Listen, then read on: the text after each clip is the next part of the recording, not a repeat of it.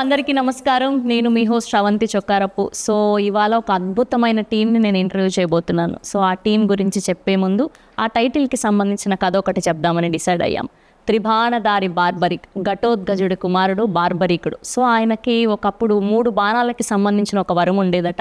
So ఆ వరంతో కురుక్షేత్రాన్ని 1 నిమిషంలో పూర్తి చేయగలిగే సత్తా ఉండేది. కానీ కృష్ణుడు ఒక మాట చెప్పారని ఆయనకు తల వంచి సో ఆ వరాన్ని వాడుకోలేక ఉండిపోయారు. సో అలాంటి ఒక గొప్ప వ్యక్తి ఆ చరిత్రలో మనం చాలా తక్కువగా విన్నాం. సో అలాంటి ఒక వ్యక్తి గురించి ఈ టీం అందరూ చెప్పడానికి రెడీ అయిపోయారు. ఒక ఫిక్షనల్ స్టోరీని కూడా యాడ్ చేసి the team Barbarik is here. అందరికీ కూడా హార్టియెస్ట్ వెల్కమ్. ముందుగా మా డైరెక్టర్ మోహన్ గారు, ఆర్ సాంచిరాయ్ అండ్ ఆర్ వర్సటైల్ యాక్టర్ వశిష్ఠాయన్ సింహ గారు. అండ్ ఈయన గురించి ఎంత చెప్పినా తక్కువే మా సత్యరాజ్ గారు. అండ్ ఇవాళ స్పెషల్గా మాట్లాడుకోవాల్సింది మా బానక్క. అండ్ చాలా ఆనందంగా ఉంది మిమ్మల్ని ఈ సినిమా ద్వారా కలుసుకోవడం. అండ్ మా ఎప్పటికి మా లవర్ బాయ్ సత్యం రాజేష్ గారు కొంచెం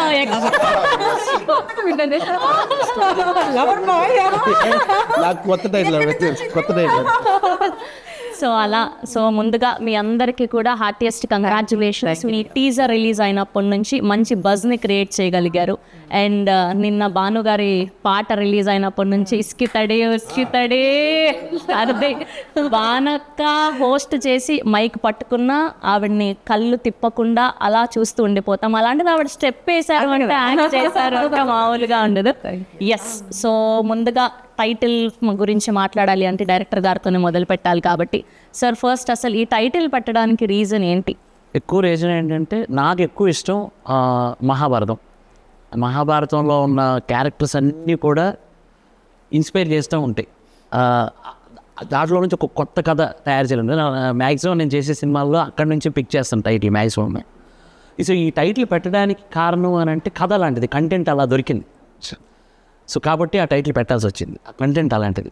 సో త్రిబాణం అనే ఎమోషన్ ఏదైతే ఉందో, ఒకటి దిశని నిర్దేశిస్తుంది, ఇంకోటి శత్రువుని ఫిక్స్ చేస్తుంది, శత్రువుని అంతం చేస్తుంది. ఏదైతే ఈ థీమ్ ఉందో, ఈ థీము ఈ సినిమాకి చాలా కొత్తగా ఉంటుంది. సో కాబట్టి త్రిబాణధారి అనగానే ఇంకెవరి పేరు రాదు. జనరల్ గాంధీవధారి అంటే అర్జున త్రిబాణధారి బార్బరిక్, అందుకే మేము ఆ టైటిల్. అమేజింగ్. అండ్ సార్ మీరు బాహుబలి చేశారు, బార్బరిక్ చేశారు, అండ్ ఎన్నో గొప్ప గొప్ప సినిమాలు చేశారు ఇంకా. And for the first time ఇలాంటి యంగ్ టీమ్తో పని చేయడానికి అండ్ ఈ సినిమాని ఒప్పుకోవడానికి రీజన్ ఏంటి? No, I did so many films in Tamil like that with the young team. So it's very comfortable. Actually, they have the very fresh start regarding the movie because they will not compare with the old films. They will, the thoughts are very fresh. That's why I'm very comfortable with the new team. Yes, and moving to our favourite Bhanu garu. And మీరు ఎలా feel అవుతున్నారో తెలియదు కానీ as a Telugu అమ్మాయిగా మేమందరం super happy. And from all the women out here and kudos to you. మీరు మళ్ళీ మళ్ళీ పని చేయాలి, కనిపించాలి అని మేము మనస్ఫూర్తిగా కోరుకుంటున్నాం. దాని కూడా అదే కోరిక. మన పిల్లలందరూ చాలా సలిషం వాళ్ళు అందరూ యూనో సూపర్ పొటెన్షియల్ ఉన్నటువంటి సూపర్ టాలెంటెడ్, వారికి బోల్డ్ అండ్ ఆపర్చునిటీ రావాలని నేను ఎప్పుడు దట్ ఈస్ మై విషన్ ప్రే. అసలు మీది ఒక పాట ఉండేది కదా లీడర్లో, రాజశేఖర్. అసలు ఈవిడ ఏంటి అసలు హోస్టింగ్ సైడ్ చూసాము, యాక్టింగ్ సైడ్ చూసాము, అండ్ ఇలాంటి ఒక స్పెషల్ సాంగ్ చేసి అలా నిల్చోబెట్టగలిగారు మీరు. అండ్ సో దాని తర్వాత చాలా కాలం అయిపోయింది మిమ్మల్ని చూసాం. ఈ మధ్య మీ యూట్యూబ్ పెట్టడం వల్ల అక్కడ చూస్తున్నాం అండ్ మూవీలో ఇప్పుడు చూడడం. అండ్ మీకు ఎలా అనిపిస్తుంది మళ్ళీ పెద్ద స్క్రీన్ మీద కనిపించడం? నాకు కూడా చాలా హ్యాపీగా ఉందిరా. బికాజ్ యూనో చాలా క్యారెక్టర్స్ అడుగుతూనే ఉంటారు నాన్ స్టాప్. రాజశేఖర్ సాంగ్ చేసిన తర్వాత ఎన్ని పాటలు అడిగారో చెప్పలేను. బట్ యూనో ఆ పాట ఒక స్టాండర్డ్స్ ఉంది. సో దాన్ని నేను మళ్ళీ ఏదో డబల్ మీనింగ్ సాంగ్ ఉండో ఏదో అట్లా చేసి దాన్ని ఐ డోంట్ వాంట్ టు దాన్ని ఔన్నత్యాన్ని పొగట్టుదలుచుకుంది. అట్లాగే నాకు నచ్చిన క్యారెక్టర్స్ నన్ను కన్విన్స్ చేసి చెప్పగలిగినవి నా దగ్గర వచ్చినవి అట్లా నేనైతే కన్విన్స్ కాలేదు ఇప్పటి వరకు. బట్ వన్స్ ఈ స్టోరీ విన్న తర్వాత దీంట్లో ఒక ప్రత్యేకత ఉంది. నా క్యారెక్టర్కి ఒక ప్రత్యేకత ఉంది అండ్ నేను కొత్తగా కనిపిస్తాను. అండ్ ఒక యాక్టర్గా నాకు ఒక ఛాలెంజ్ అయితే అంటే ఇప్పుడు గ్లామరస్గా కనిపించే నాకు యూనో ఒక మాస్ గెటప్ వేసుకుని మాస్ డైలాగ్ చెప్పి నవలి ఒకటి దౌడ బగులు కొట్టి ఇదంతా ఒక ఛాలెంజ్. నాకు ఛాలెంజెస్ యాక్సెప్ట్ చేయడం ఇష్టం. అండ్ నేను చేసినవన్నీ కూడా అలాగే ఉంటాయి. నేను యాంకరింగ్లో కూడా అలాగే ఛాలెంజెస్ చేశాను. ఒకవైపు పొలిటికల్ షో చేసినా దాంట్లో దుమ్ములు చెప్పాను, ఒకవైపు యూనో పల్లెటూరు షో చేసినా అలా ఛాలెంజెస్ అంటే ఇష్టం. సో అలా నన్ను నాలో ఉన్న యాక్టర్ని ఛాలెంజ్ చేసే క్యారెక్టర్ అది. అండ్ డైరెక్టర్ గారు చాలా బ్యూటిఫుల్గా నెరేట్ చేశారు, అలా కట్టిపడేశారు అన్నమాట. కళ్ళ ముందు సినిమా కనిపించింది నెరేట్ చేసినప్పుడు.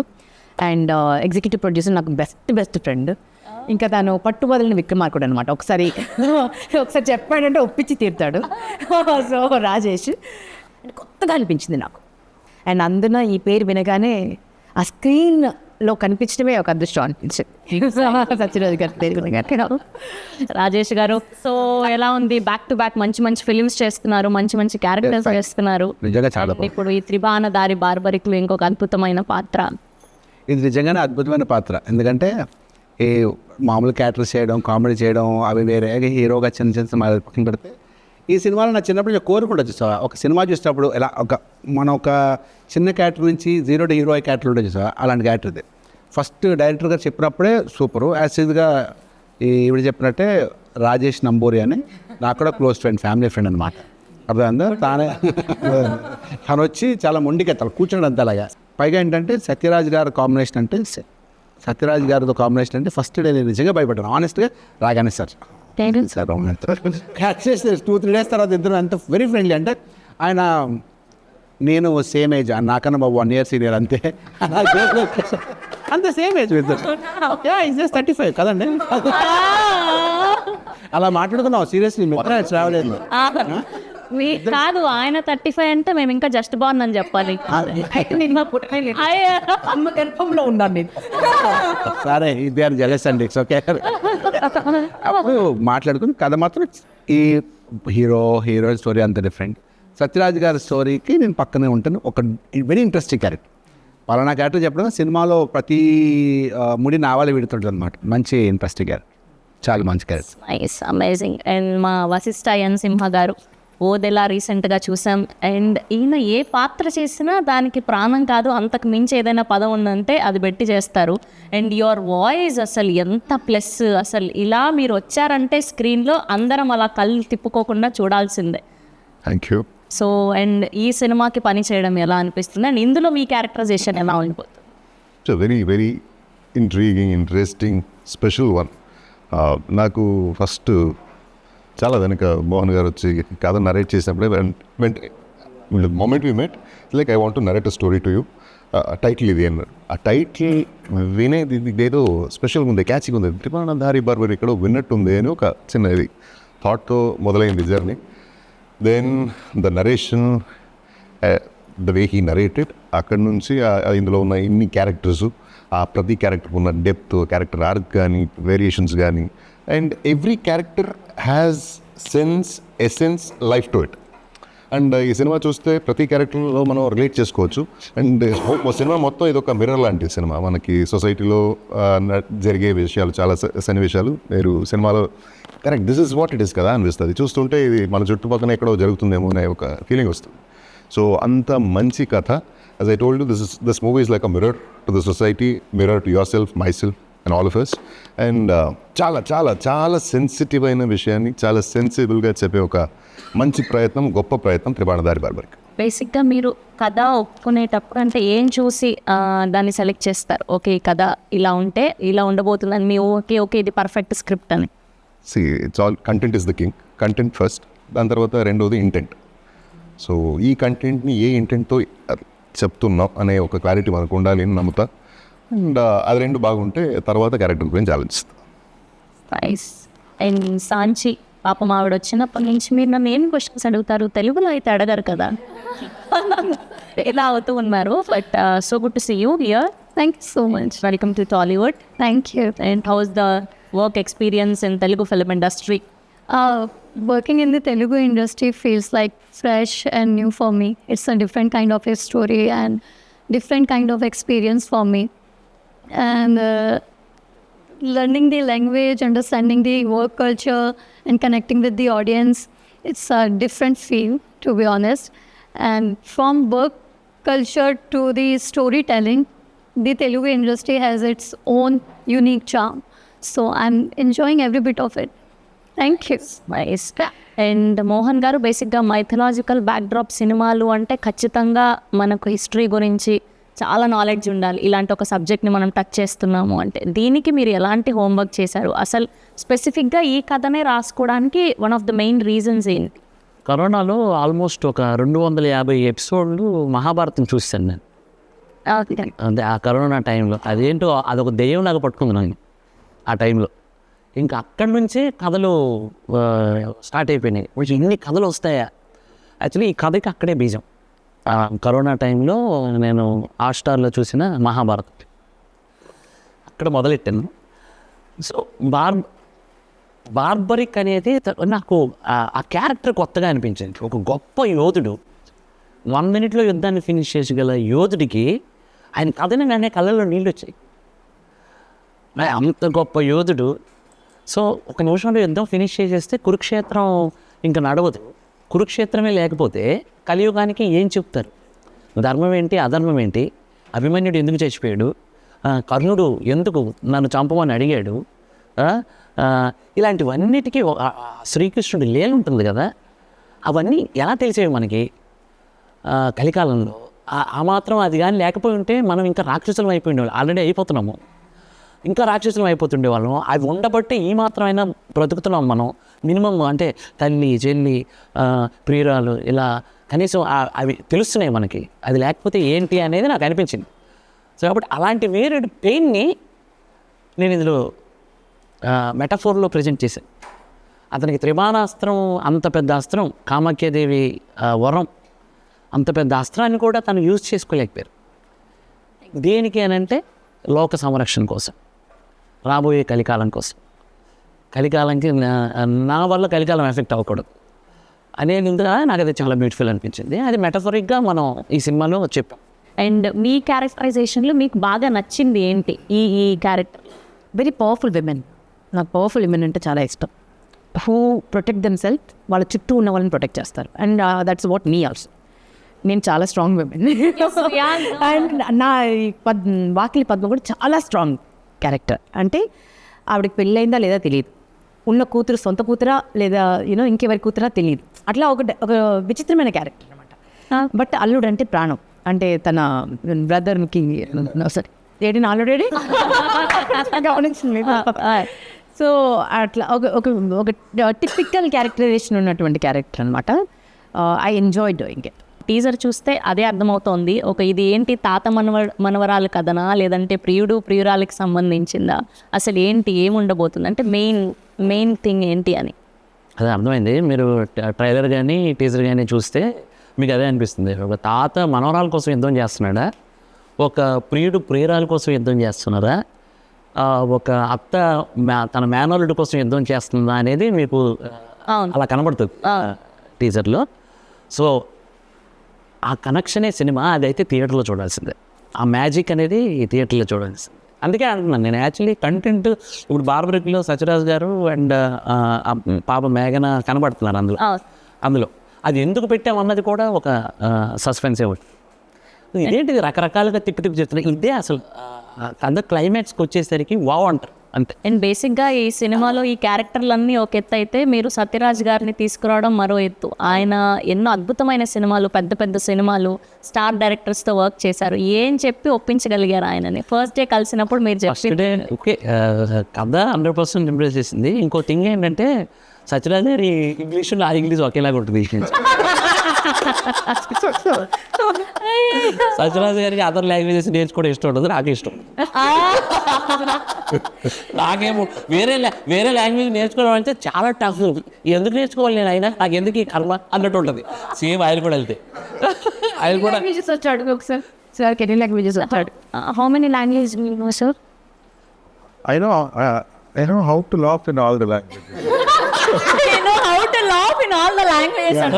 నవ్వు ఒకలాగే Yeah. ఏ లాంగ్వేజ్లోనే నవ్వు ఒకేలాగా. Yeah. That's amazing. That is very important. అంటే ఆన్సర్ ఎవరు చెప్పలేదు. Telugu smile are Tamil smile? This is Russian smile. Indian languages and foreign Foreign language also I can smile in any language. Yeah.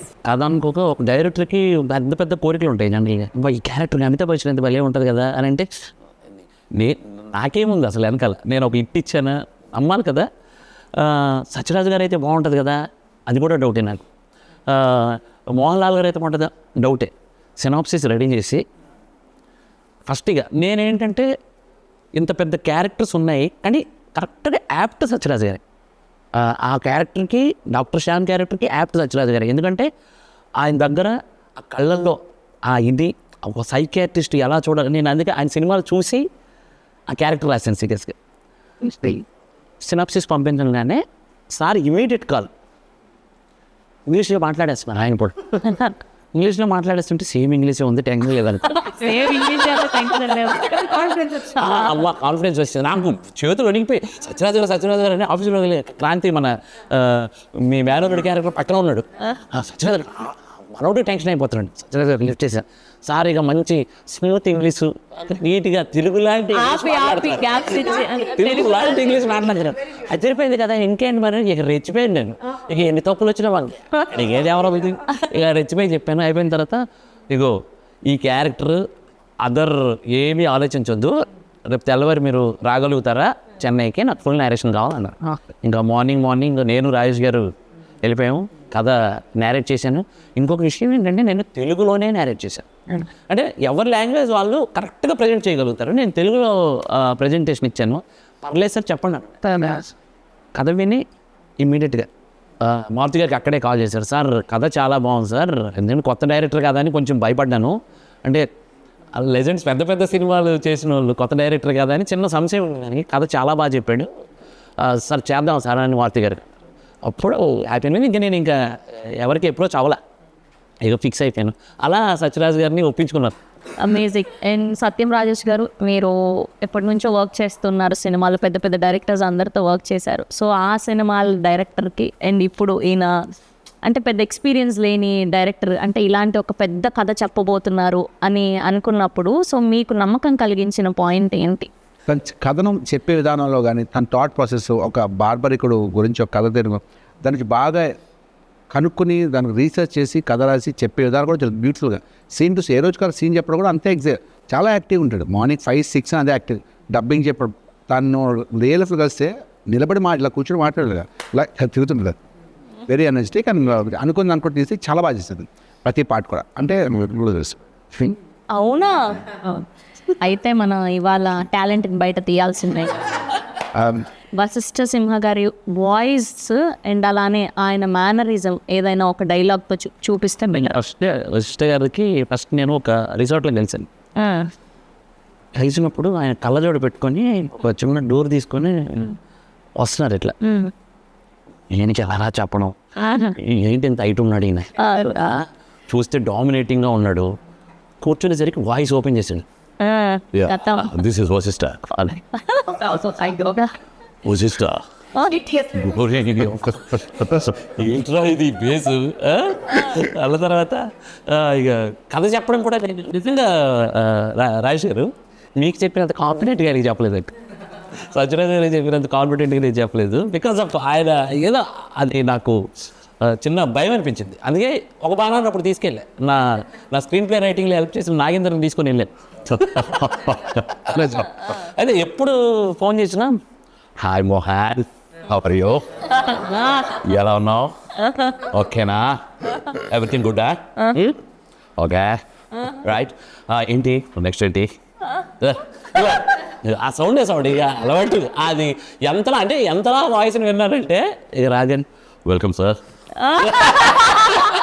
Perfect ఇలా దింపుతున్నారు మీరు.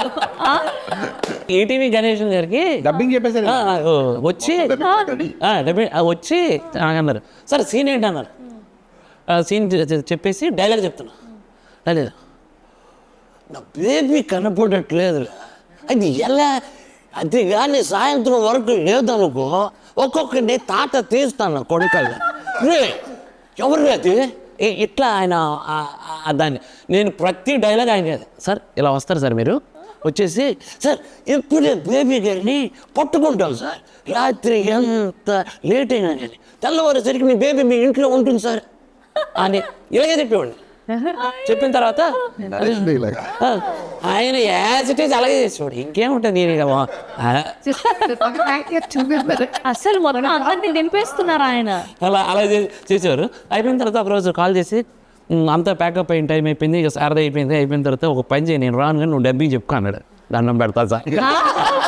ఇప్పుడు సాంచి గారి గురించి చెప్పండి. సాంచి గారు ఒకవేళ మాట్లాడితే ఎలా ఉంటుంది, ఆ క్యారెక్టర్ మాట్లాడితే ఎలా ఉంటుంది? మోహన్ సార్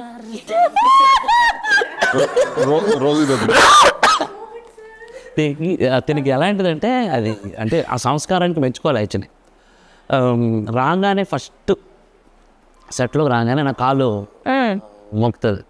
అంటే నాకు ఇంట్లో మా ఇంట్లో నా చెల్లెలు ఎలా ఉంటాయి, నా వైఫ్, మా అమ్మ, నాకు అదే ఫీలింగ్ ఉంటుంది.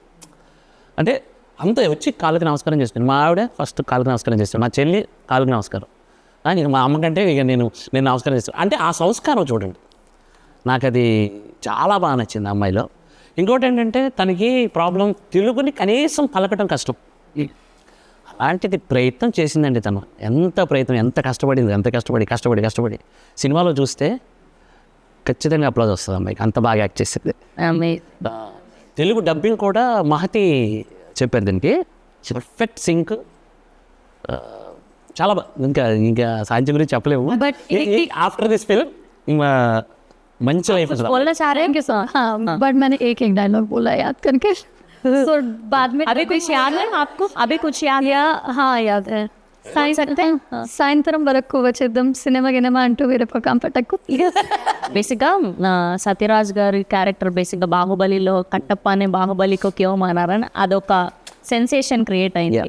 సో ఆ వర్డ్ని ఇప్పటికీ మర్చిపోలేం మనం, ఆ సీన్ని పర్టికులర్గా. సో అలా ఈ సినిమాలో సత్యరాజ్ గారి సీన్ ఏది బాగా నిలుస్తుంది అని మీరు అనుకుంటున్నారు? ఇప్పుడు కట్టప్ప వై అదే క్యూనే మారా kill Baahubali, Kattappa become a barbaric.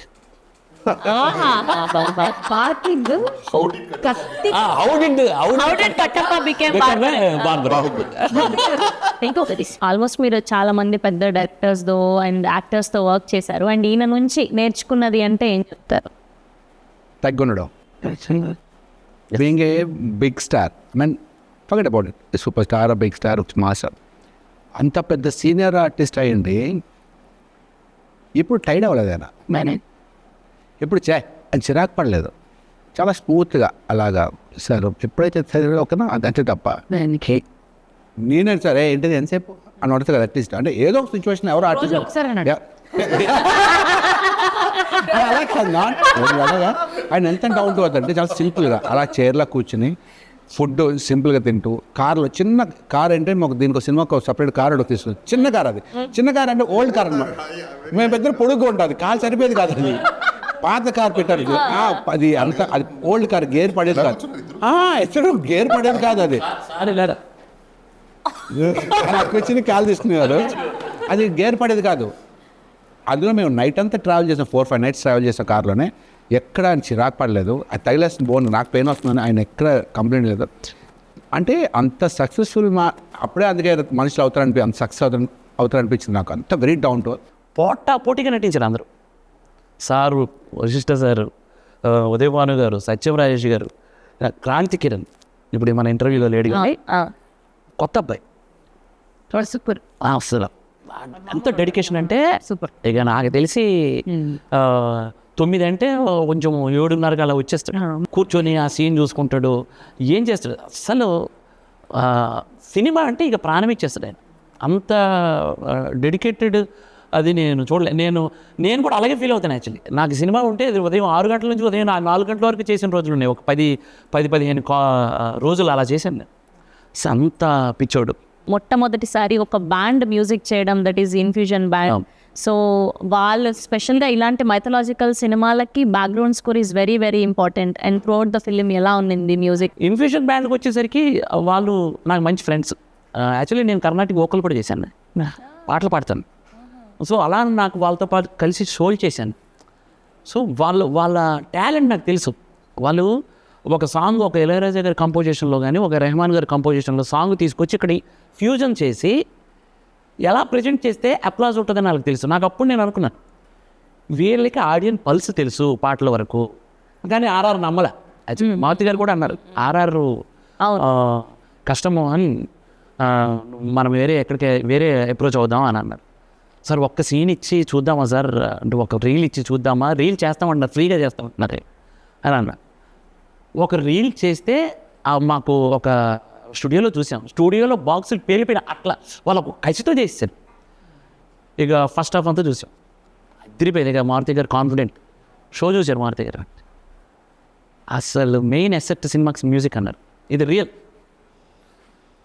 అసలు సినిమాకి అసలు ఇంతలా ఇంకా లేపిందంటే సినిమాకి మ్యూజిక్. అలాగే మీరు నెక్స్ట్ అడగబోయే క్వశ్చన్ అది కుషిందర్ రమేష్ రెడ్డి. ఎస్, తను సార్ పొలిమేర చేశారు, కెమెరామెన్ విజువల్ పొలిమేర చేశారు, వాళ్ళకి తెలుసు ఇది. అలాగే బ్రిలియంట్ లైటింగ్, అసలు కాంప్రమైజ్ అవ్వడండి ఆయన. లైటింగ్ దగ్గర ఎంత జాగ్రత్త తీసుకుంటాడంటే, ఇప్పుడు ఎగ్జాంపుల్ ఈ సీన్లో ఇక్కడ చిన్న బ్లూ లైట్ రావాలి, అది రాలేదంటే అతను చేపిస్తాడు అంతే. అందరూ మళ్ళీ బ్యూటిఫుల్గా కనిపిస్తారు. అందరూ నువ్వు ఎంత మేకప్ వేసుకున్నా అయినా సరే, ఒక టార్చ్ లైట్ పెట్టకపోతే అదొక బూడిద పూసిన పన్నీర్ లాగా బూడిద గుమ్మడికాయలా కనిపిస్తాం అంతే. డిఓపి చేతిలోనే మ్యాజిక్ ఉంటుంది. ఎలాంటి వాళ్ళనైనా ఇంకా బంగారు బొమ్మలాగా చూపించచ్చు. సో ఆ మ్యాజిక్ ఉందంటే ప్రతి సీన్లోనూ ఆ రా look, at the same time ఆ సస్పెన్స్ కావాల్సినటువంటి లైటింగ్. డార్క్లో గ్లామర్ వదలదు కదండి అది, that is the dark of bit సినిమాలు ఎలా ఉంటాయనంటే, ఒక వైపు హాఫ్ ఇది ఉంటుంది, ఆ గ్లామర్ పోనివ్వలే.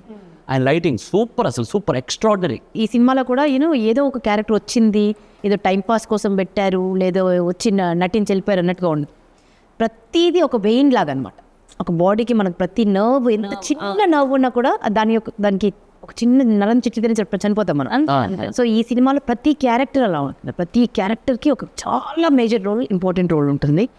అండ్ సినిమా మొత్తం ఫినిష్ అయిన తర్వాత మాకు ఏదైతే నరేట్ చేశారో అంతకంటే వెయ్యింతలు బాగుంది, అంతకంటే వెయ్యింతలు అందంగా ఉంది. అండ్ మీ క్యారెక్టర్ చాలా అంటే పోస్టర్ రిలీజ్ చేసినప్పుడు ఆ రోజు టీజర్ లాంచ్కి కూడా నేనే హోస్ట్ చేయడం జరిగింది. ఇందులో ఏదైతే క్యారెక్టర్ ఉందో నేను అలానే డ్రెస్ అప్ అయి టీజర్ లాంచ్ చేసేవారా.